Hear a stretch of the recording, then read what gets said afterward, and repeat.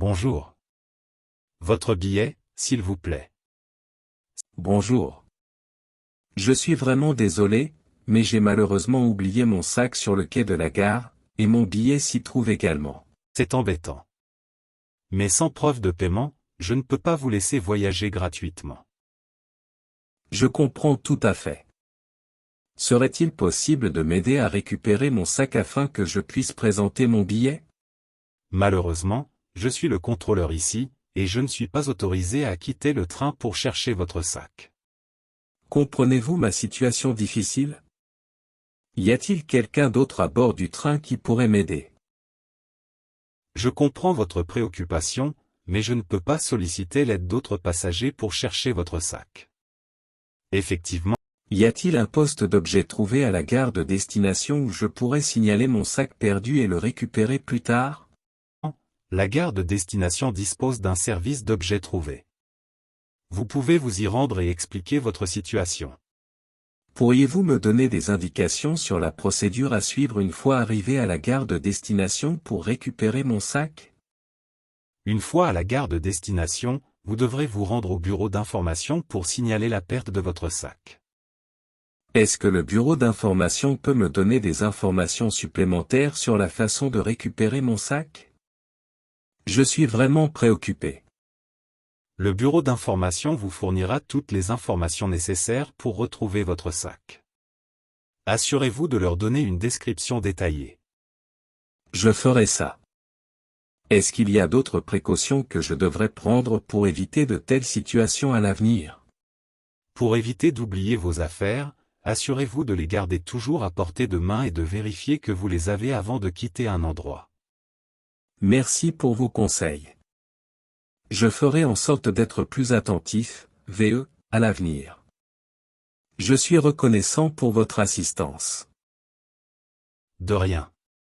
N'oubliez pas de faire une déclaration officielle auprès du bureau d'information une fois que vous arriverez à destination. Compris. Je le ferai dès mon arrivée. Merci encore pour votre temps et votre compréhension. Je comprends que vous soyez inquiète, mais je ne peux pas faire d'exception aux règles. Je comprends votre position, mais cette situation est vraiment problématique pour moi. Y a-t-il quelqu'un d'autre à qui je pourrais m'adresser pour obtenir de l'aide? Malheureusement, je suis le seul responsable ici. Vous devrez contacter le personnel de la gare de destination pour obtenir de l'aide. Pourriez-vous me donner le numéro de téléphone ou l'adresse email du personnel de la gare de destination? Oui bien sûr, mais, il vous faut régler le billet, et je comprends que vous soyez inquiet, mais je ne peux pas faire d'exception aux règles. Seriez-vous prêt, à payer un montant symbolique pour le voyage jusqu'à la gare de destination, où vous pourrez récupérer votre sac? Je vous remercie de votre compréhension. Oui, je suis prêt, à payer un montant symbolique pour le voyage jusqu'à la gare de destination. Pouvez-vous me dire quel serait le montant approprié?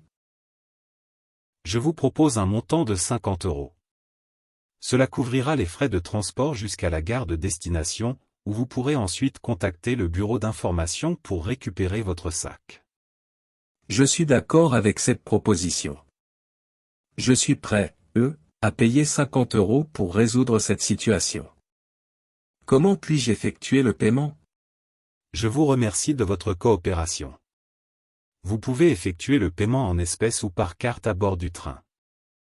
Compris, je procéderai au paiement dès que possible.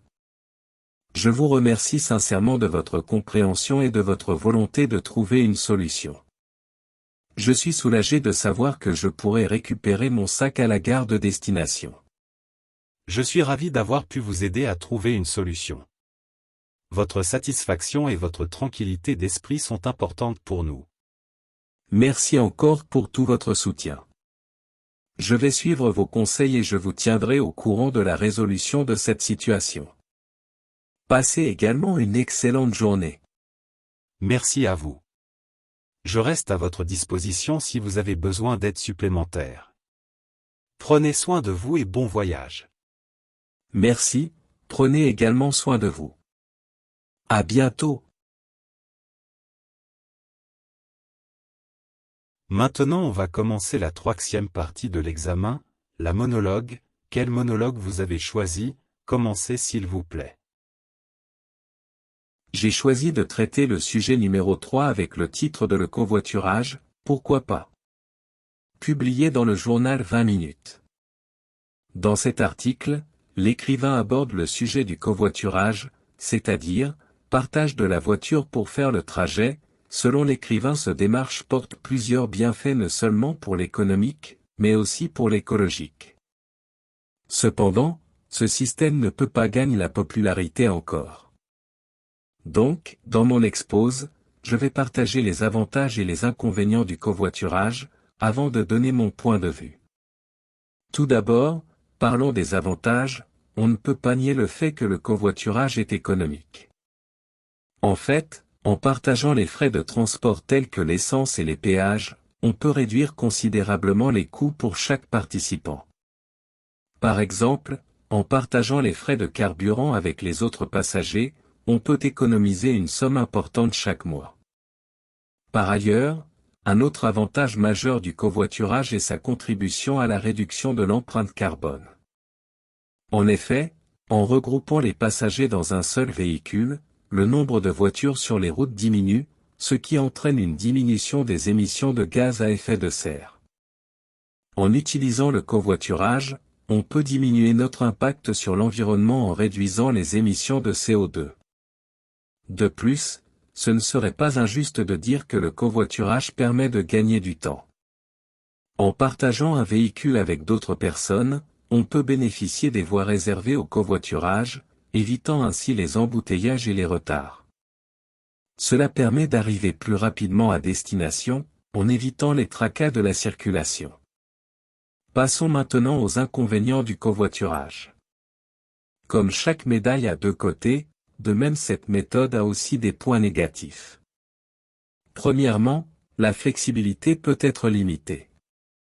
Il est indéniable que le covoiturage implique de planifier à l'avance les horaires et les lieux de rendez-vous, ce qui peut limiter la flexibilité pour les participants. Dans certains cas, le covoiturage peut être contraignant car il faut s'organiser à l'avance pour respecter les horaires convenus. Ensuite, le covoiturage nous rend dépendants des autres participants. Il est nécessaire de compter sur eux pour respecter les horaires et les engagements pris.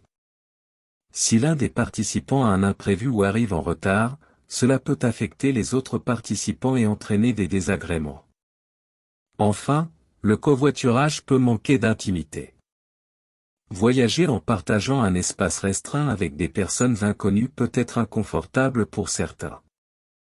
Si vous avez besoin d'intimité ou si vous préférez voyager seul, le covoiturage peut ne pas être la meilleure option pour vous. En conclusion, le covoiturage présente à la fois des avantages et des inconvénients.